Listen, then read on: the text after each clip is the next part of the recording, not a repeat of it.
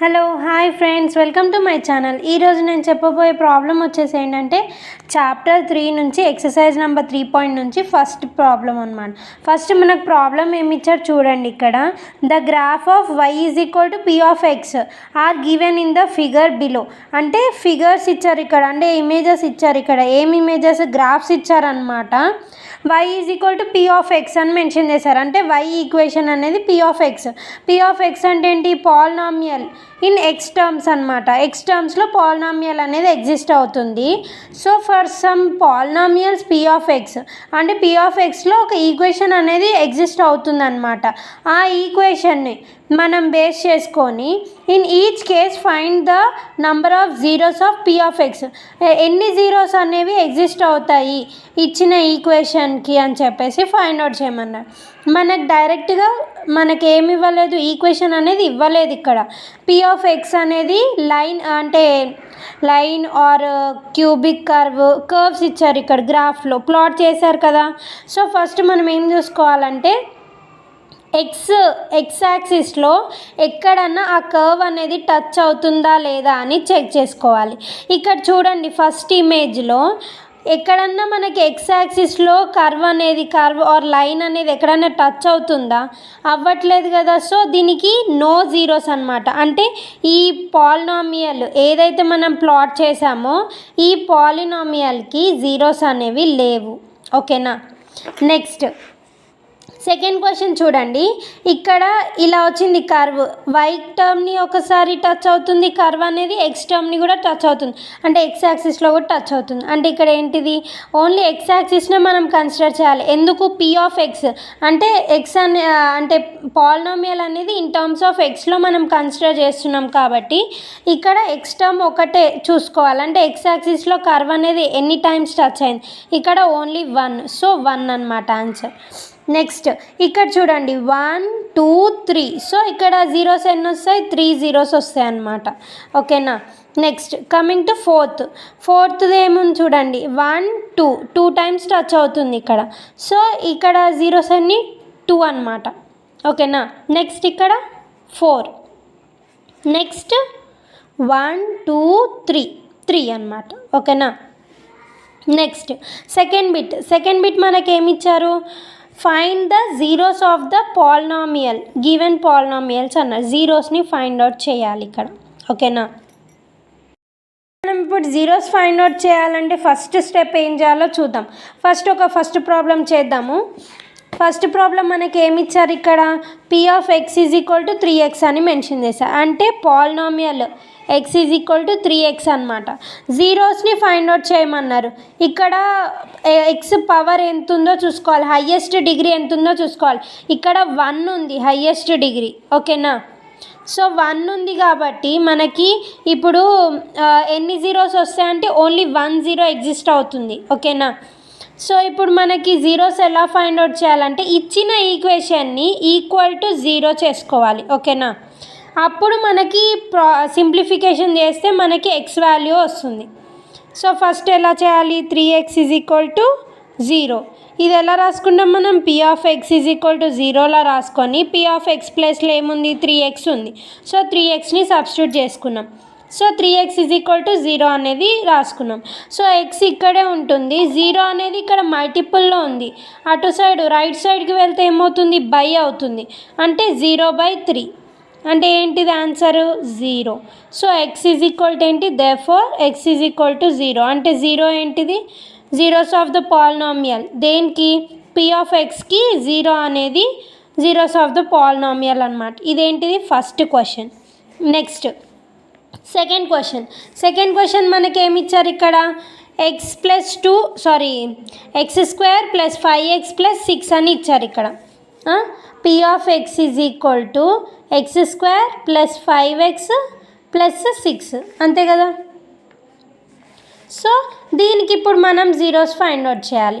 First ఏం రాసుకోవాలి? X square plus 5x plus 6 is equal to 0. ఓకేనా.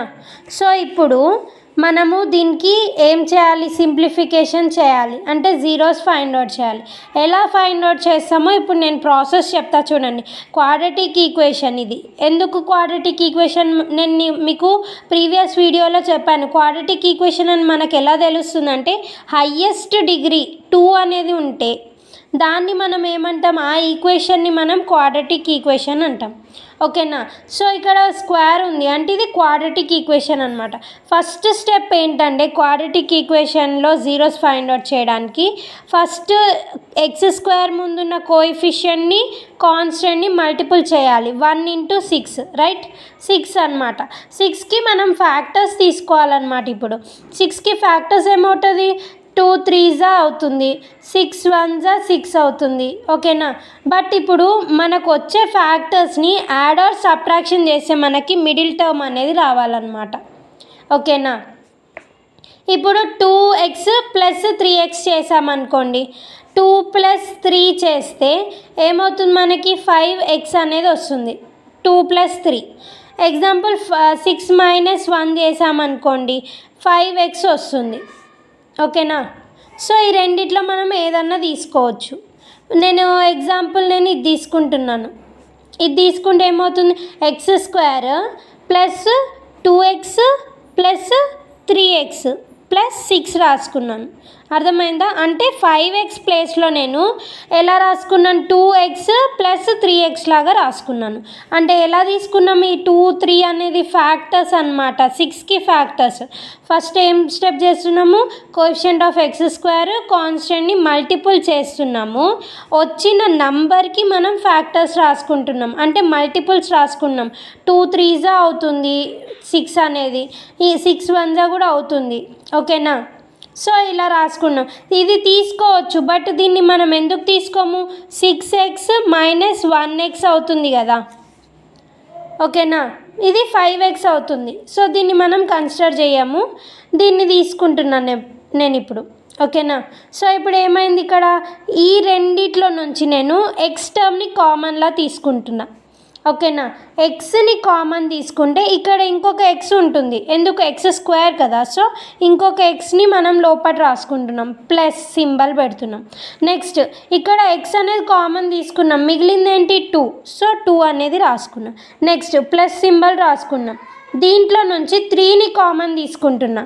3ని కామన్ తీసుకుంటే ఇక్కడ x మిగులుతుంది, ప్లస్ ఇక్కడ 3 2s 6 కదా. సో 3 2s 6 రాసుకోవచ్చు కదా. అర్థమైందా. 3 తీసేసుకున్నాం అంటే 6 ప్లేస్లో ఇంకెంత మిగులుతుంది, 2 వస్తుంది అనమాట. ఓకేనా. 3 2s 6 అవుతుంది. ఓకే. సో ఇప్పుడు ఈజ్ ఈక్వల్ టు 0 అంతే కదా, ఈక్వల్ టు 0 అవుతుంది. ఓకేనా. నెక్స్ట్ సో ఏం రాసుకోవచ్చు, x + 3 ఒకలాగా, x + 2 ఒకలా రాసుకోవచ్చు. అంటే మీనింగ్ ఏంటి, x + 2ని కామన్లో రాసుకుంటున్నాను, ఇంకా మిగిలింది x + 3 అనమాట, ఈజ్ ఈక్వల్ టు 0. సో ఏమవ్వాలి, ఫస్ట్ x + 2ని 0తో ఈక్వేట్ చేస్తున్నా, ఈజ్ ఈక్వల్ టు 0. అంటే ఏమవుతుంది, x is equal to -2, because +2 అనేది రైట్ సైడ్ వెళ్తే -2లా కన్వర్ట్ అవుతుంది. Next x + 3 is equal to 0, x is equal to -3. ఓకేనా. సో ఏమవుతుంది, ఇక్కడ x is equal to -2, x is equal to -3 అనేది zeros of a given polynomial. ఓకేనా. అర్థమైందా. అంటే మనం ఏం చేస్తున్నాం, ఇక్కడ జీరోస్ని ఫైండ్ అవుట్ చేస్తున్నాం అన్నమాట. ఓకేనా. సో ఇప్పుడు ఇది కరెక్టా రాంగ్ అని మనకి క్రాస్ చెక్ కూడా చేసుకోవచ్చు. ఎలా అంటే ఇప్పుడు ఇచ్చిన ఈక్వేషన్లో మనం ఈ 2 నంబర్స్లో ఏదైనా ఒక దాన్ని మనం సబ్స్టిట్యూట్ చేసుకొని వాల్యూని ఫైండ్ అవుట్ చేస్తే 0 వచ్చిందనుకో, సో ఈ 2 వాల్యూస్ అనేది కరెక్ట్ అని మీనింగ్. ఎగ్జాంపుల్ ఒకటి చేస్తున్నా, -2ని సబ్స్టిట్యూట్ చేస్తున్నా, -2² + 5 × -2 + 6 అనమాట. -2² అంటే ఎంత, 2 2s 4, 4 -× ప్లస్, సో 4. ఇక్కడ ఏమవుతుంది, plus into minus, -5 2s 10. Okay, plus 6. ఇక్కడ 4 + 6 ఎంత, 10, -10, సో 0. ఓకేనా. సో ఇది కరెక్ట్. నెక్స్ట్ ఇది చూసామనుకోండి, -3² + 5 × -3 + 6 తీసుకున్నాను. So minus into minus plus అవుతుంది, స్క్వేర్ ఉంది కాబట్టి, అంటే 2 ఈవెన్ నెంబర్ పవర్లో.